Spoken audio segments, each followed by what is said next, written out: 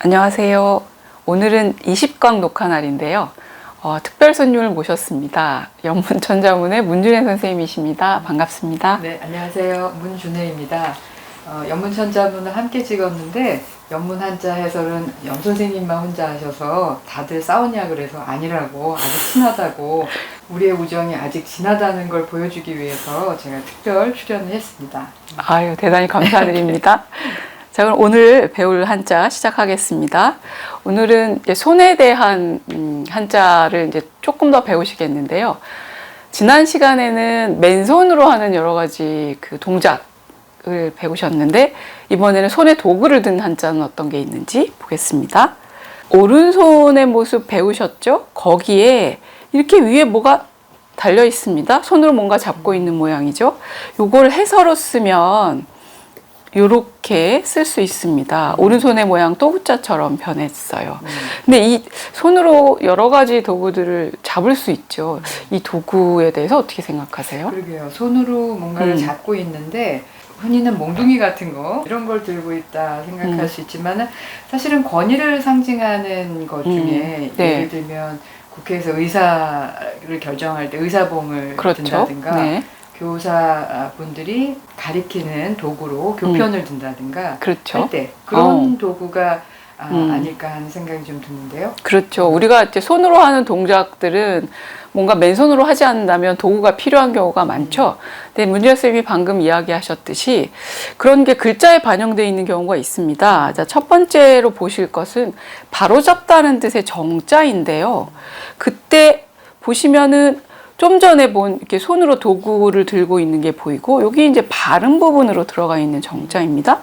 자, 요 글자가 현재 해서로 쓰면 요런 글자가 되었습니다. 이게 이제 정사정자인데요.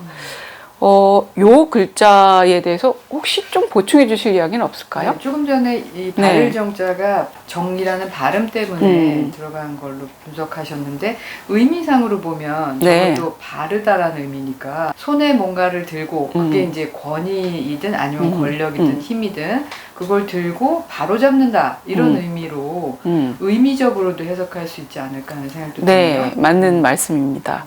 한자에서 발음 부분으로 들어가 있지만 의미에 참여하는 경우가 굉장히 많기 때문에 이 글자도 그 경우에 해당된다고 볼 수 있습니다.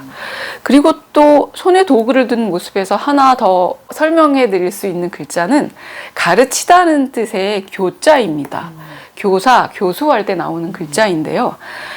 보시면 여기 좀 전에 배우신 손에 도구를 든 모양이 오른쪽에 보이고요. 요렇게 써서 가르치다는 뜻의 교자인데요.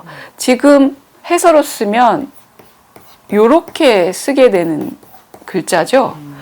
요 글자에도 역시 손에 도구를 든 모습을 볼 수 있으니까 문준혜 선생님이 좀 전에 설명하신 교사가 들고 있는 교편이라든지 가르치기 위한 뭔가의 도구들을 이제 상상해 볼 수 있는데 혹시 또 보충해 주실 이야기는 없을까요?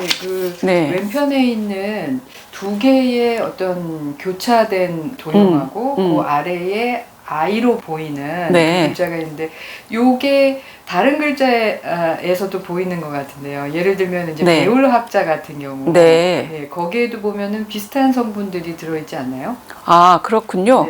배울학자를 한번 써볼게요. 그러면 학자는 요렇게 위에 교차된 부분이 가운데 들어있고 그 다음에 여기 이렇게 아들 자자가 들어있죠.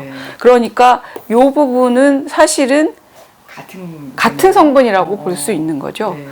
배운다는 것과 그 다음에 가르친다는 것은 어차피 한 장소에서 일어나는 행위이기 때문에 공통 성분을 가지고 있다고 할 수 있어요. 그러면 이렇게 교차된 도형은 뭐 교구 같은 걸까요? 조금 어려운 얘기이긴 하지만 옛날에 가르쳐야 되는 주요 일들은 이제 글자를 쓰거나 혹은 점을 칠 때에 나오는 여러 가지 기륭의 판단들 이런 것이라고 해서 이 부분만으로는 점을 칠 때 나왔던 것들을 해석하는 풀이하는 말이라고도 해서 주역의 괴사, 효사 이런 말 할 때 효자가 이 글자를 씁니다. 아, 똑같네, 네. 진짜.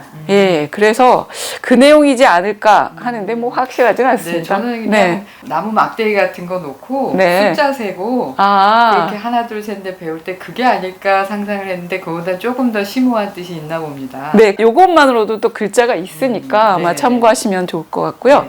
그러면 이제 정자와 교자가 들어간 아주 대표적인 단어. 첫 번째는 정치라고 하는 말이죠. 그죠? 그때 요 정자가 들어가고요. 교자에는 우리가 교육할 때도 그 성분이 들어간 교자를 쓰고 있습니다. 네. 자, 오늘은 그래서 손에 도구를 든 모습의 글자를 배우셨습니다.